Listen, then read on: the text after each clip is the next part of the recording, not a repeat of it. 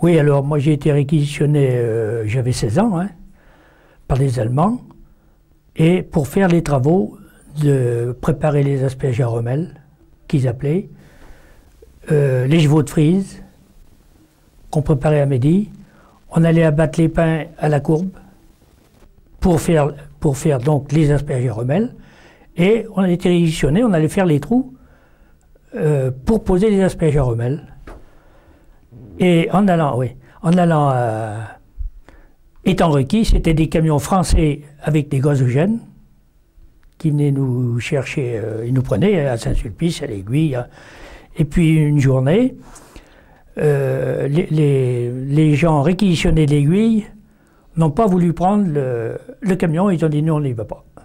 Ils étaient réquisitionnés pour aller à la courbe.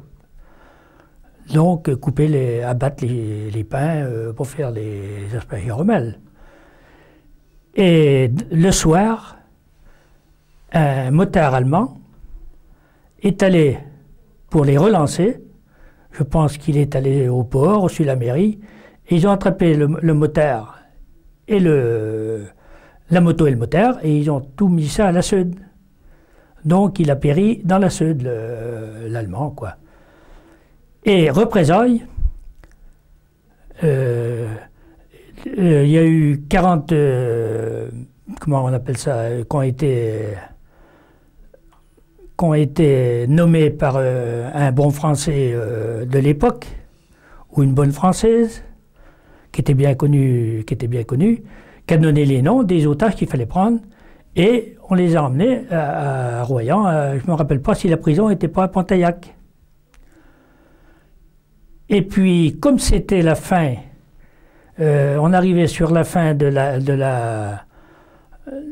on arrivait presque à la libération, disons. Il y avait déjà les FFI qui étaient à Midi, l'Aiguille, Saujon.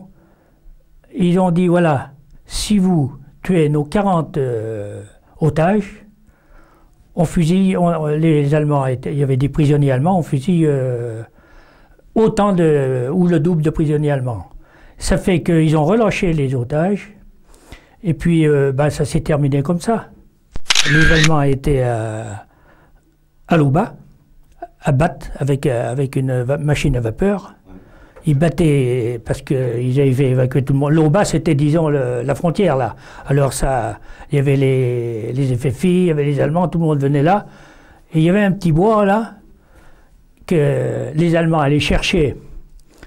Ils battaient toute la journée, et puis le soir, les Allemands allaient chercher le blé de là-bas. Et puis une belle journée, dans le petit bois, il y avait les FFI. Et puis il y a eu une sacrée... Tu te rappelles de ça? J'ai entendu parler, mais moi c'est vague dans ma tête. Les chevaux retournaient sans les gars dessus avec les chariots. Ils passaient au coin de chez Salmon, là. Les chariots, ils évitaient pas le trottoir. Hein. Moi, j'ai fait la fosse commune qui était dans l'avenue des Tilleuls, à l'entrée du cimetière des Tilleuls. On a fait une grande... Il n'y avait pas de pelle, on a tout fait ça à la pelle et la pioche. Il y avait une grande fosse commune qu'on a fait, et on mettait les morts dedans, avec une petite bouteille, dans le drap, pour pas perdre leur identité, évidemment. Parce qu'ils ont été enlevés après et puis mis dans leur caveau personnel. Mais aussitôt le bombardement, on les a mis dans les fosses communes. On les amenait, on les mettait dans la fosse commune. Donc moi j'ai travaillé à la fosse commune. Et on nourrissait, on apportait le pain qui venait de chez mon copain, là, chez son père, Saint-Sulpice, à des prisonniers français de Saint-Sulpice qui, avant la libération, passaient des Polonais de l'autre côté, quoi, sur Midi, et ils avaient été pris. Ces gens-là, ils mettaient ces Polonais dans leur chambre, et la nuit, il est passé de l'autre côté. Et puis une nuit, du moins c'est pas une journée, c'est une nuit, il est arrivé la Gestapo allemande qui s'est fait passer pour Polonais. Et puis quand ils ont voulu les emmener, évidemment, là ils les ont pris sur le fait. Alors ces gens-là étaient donc prisonniers à Pontaillac. Et ils venaient, nous, quand on faisait cette fosse commune, eux, ils venaient enterrer les morts allemands qui ont été enterrés dans le cimetière des Tilleuls.